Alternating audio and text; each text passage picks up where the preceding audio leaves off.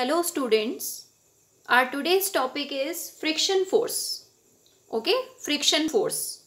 Now you must have heard about this friction force and you must be knowing that friction force is an opposing force. Okay, now the further detail we are going to understand with the help of this diagram. So this definition will be clear with the help of this diagram. What is this diagram about? In this diagram there is a surface. One surface is, it can be a table or it can be the ground surface, any road, anything. Okay, and one is one object kept on this surface. So suppose any object is kept on a table. Okay, so these two surfaces are in contact with each other here. This is the surface in contact. Okay, so friction force arises in cases of contact only. Okay, now what happens when this friction force arises? So it happens this way. Whenever we try to move this object by any applied force, okay, suppose we are applying any force in this direction to move this object. Okay, then what happens? As soon as we try to move this object, then the friction force appears automatically between the two surfaces in contact. So it opposes the motion. So friction force is where applicable?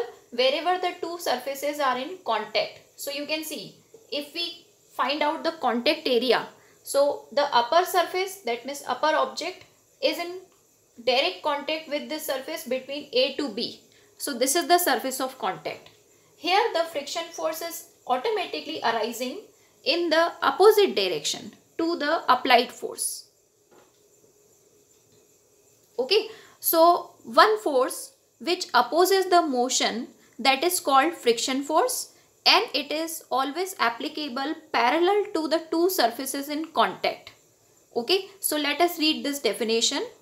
Friction force is an opposing force that is set up between the surfaces of two bodies. We always require two bodies. Okay, between the surfaces of two bodies in contact when one body slides or rolls or tends to do so over the surface of another body. Okay, so in that cases the friction force appears. Now when we discuss the detail about this friction force is applicable whether the body has started moving or still at rest, even on applying applied force.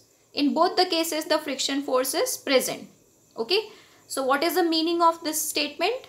Suppose this applied force is insufficient to move this object, but applied force is applicable, applied force is present, so friction force is also present.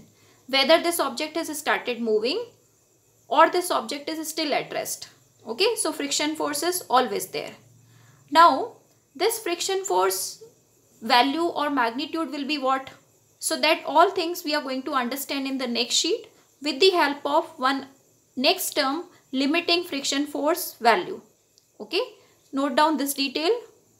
Okay, students, now we have to understand the limiting friction force and two more forces, that are static friction and kinetic friction, with the help of one diagram. Okay, so limiting friction force value means the maximum force of friction for a pair of body. Okay, maximum force of friction for a pair of body is called limiting friction force value, LFF.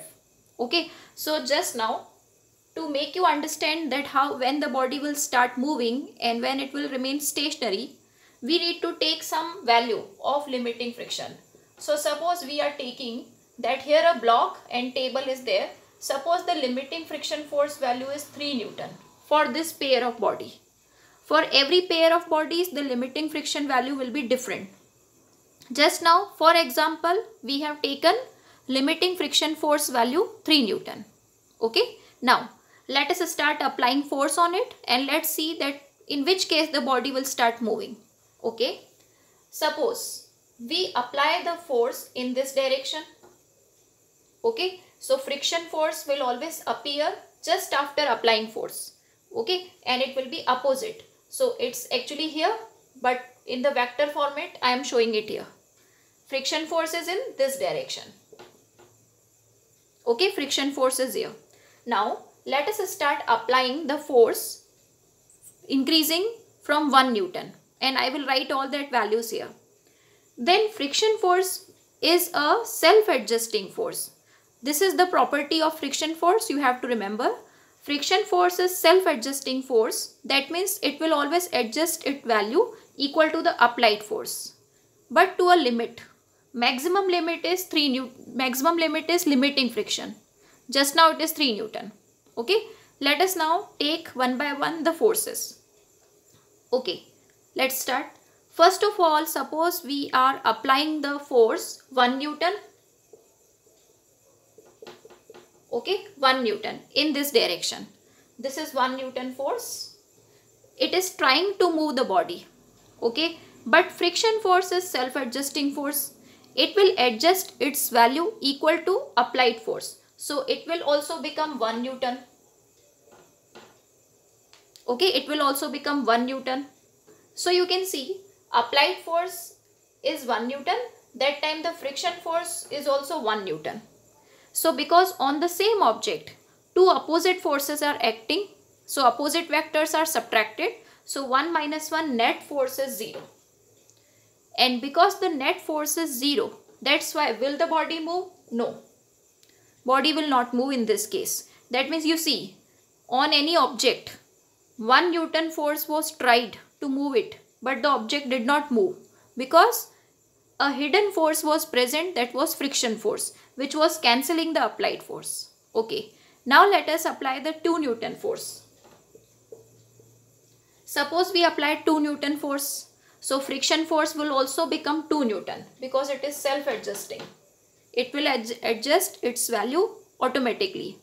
So 2 Newton, 2 Newton, two forces are acting on the same object. Net force is now also 0. The body will not move. In the same manner, we can keep on increasing the applied force. Suppose applied force is 3 Newton. Friction force will also make its value 3 Newton. Net force is 0. Body will not move. Okay. Now the interesting part will appear. As soon as we apply 4 Newton force on this object, now the maximum limit of friction force for this pair of body is 3 Newton. So now friction force cannot exceed 3 Newton. This is the point. Okay. So even when applied force became 4 Newton, the friction force has a limit. It cannot exceed 3 Newton. So it will remain 3 Newton only now. So now if 4 Newton force and 3 Newton force, now I am changing the values here. 4 Newton is applied force and 3 Newton is friction force. So 4 minus 3, the net force will become 1 Newton. Will the body move now? Yes. Okay, so the body will start moving now. So that means you see, till 3 Newton applied force, till 3 Newton, the body was not moving. But as soon as the 4 Newton force applied, then the body started moving. But is it moving very fast? Very fast speed? No. Because now actually 4 Newton is not working on the object. 4 Newton minus 3 Newton, 1 Newton force is only working on the object. Okay. So this is the story about the friction force. We can take one more trial. If we keep on increasing the applied force like 5 Newton, then also the friction force will remain 3 Newton only. Now the net force is 2 Newton. Body will move. So here the point to notice is that whether the body is not moving or the body is moving, in both the cases the friction force is applicable on the object. Friction force exists with the object because we have tried to move it or because we have applied the force. Okay, so two types of frictions are there, static friction and kinetic friction. When the body doesn't move but friction force is working on it, that is a static friction. And when the body has started moving, and that time the friction force is called kinetic friction. So in the next sheet, we are now with the help of these data only, we are drawing the graph and we are understanding the two types of frictions. Okay, note down this detail. Now in this sheet we will understand the two types of friction, static friction and kinetic friction, and we will represent them in the graph. So here we have to draw a graph between applied force and friction force. Okay, so how? If we change the applied force values, how the friction force varies, that we have to show. So we will be taking the same data which we have used before. For this example, the limiting friction force value we have taken 3 Newton. Okay, so let us start. Applied force we have to show here. So let us take 1 Newton, 2 Newton, 3, 4, 5, 6, and friction force also 1, 2, 3, 4. These values we have taken. Okay, now let us see the graph. First of all, the applied force value is 1 Newton. So friction force is also 1 Newton. So 1 Newton, 1 Newton. This is first point of the graph. Then applied force is 2, friction force is also 2. So 2 by 2, point number second. Applied 3, friction also 3. So applied 3, friction also 3.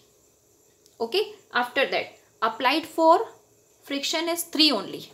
So applied force 4, friction is 3 only. Then applied is 5, friction is 3 only.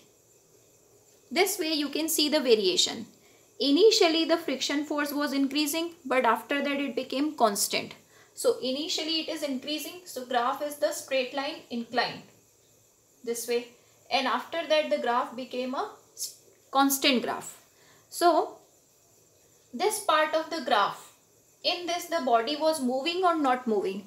So you see, in this part of the graph the body was not moving.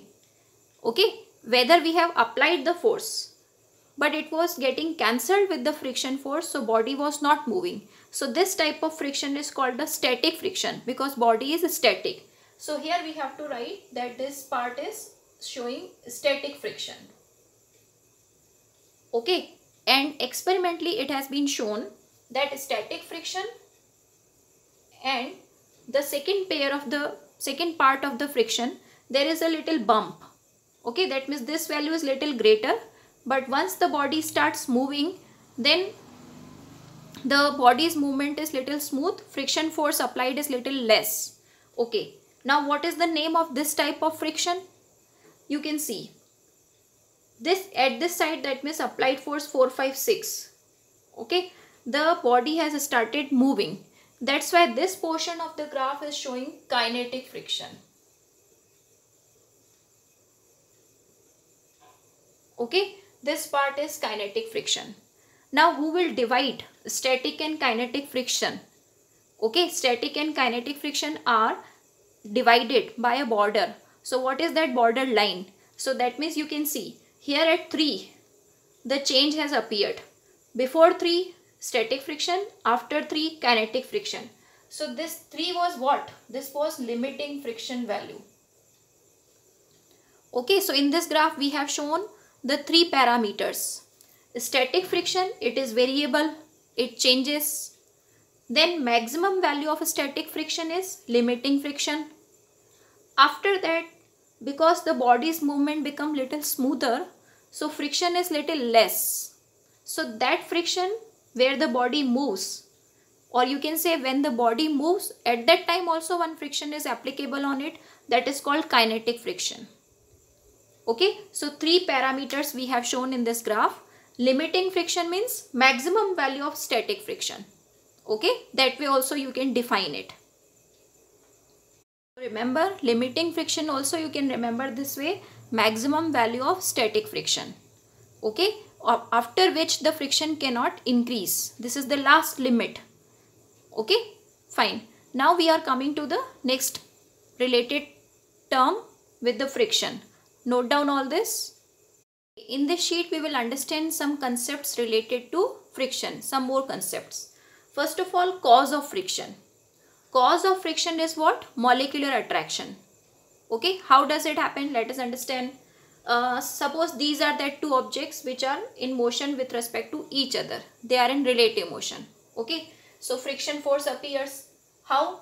Suppose we try to move this object over this surface. This is table and this is the block. Suppose we try to move this object. So the surfaces play a role in applying friction. These two surfaces, if they are rough, okay, roughness. So if we see the microscopic view of the rough surfaces, so suppose this table surface, if we see, it will be like this. Okay, the microscopic view. That means projections and depressions will be there. Like this is depression, this is projection, this is depression, projection, like that.